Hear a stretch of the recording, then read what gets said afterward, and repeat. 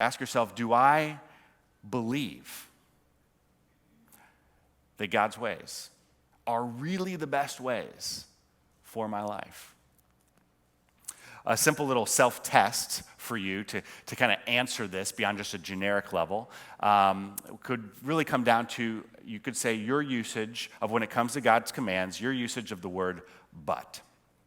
Now, every fifth grade boy just giggled a little bit, and I'm okay with that. But I'm talking about B-U-T.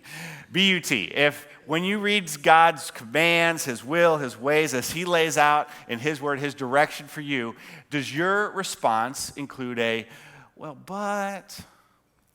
Like, for example, you might say, well, I know I shouldn't, blank, but. Or, I know I should, but. Or, I know I shouldn't say this, but. Or, I know he, she, I know, no good for me, but. And I know I shouldn't watch that stuff, but. I know I have no business going there, but.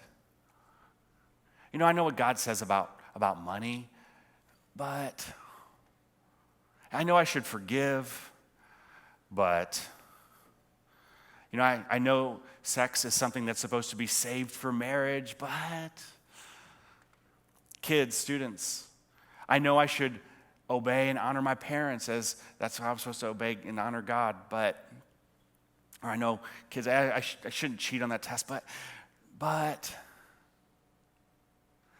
whenever an issue in your life arises where the what to do is clear, but you could say that the why amounts to nothing more than, well, because the Bible says, then what you have discovered is an area of your life where you are not convinced that God's way is best for you. And that's at best. At worst, you might see God's will and ways as actually standing in the way of what you believe is actually best for you.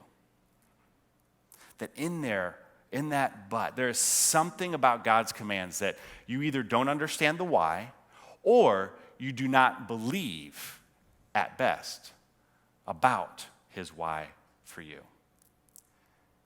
And if in your life you ever hope to break free then of short-term obedience and long-term frustration, well, then you need to figure out what that something is. You need to figure out what it is about God's will and ways that you don't believe is best for you.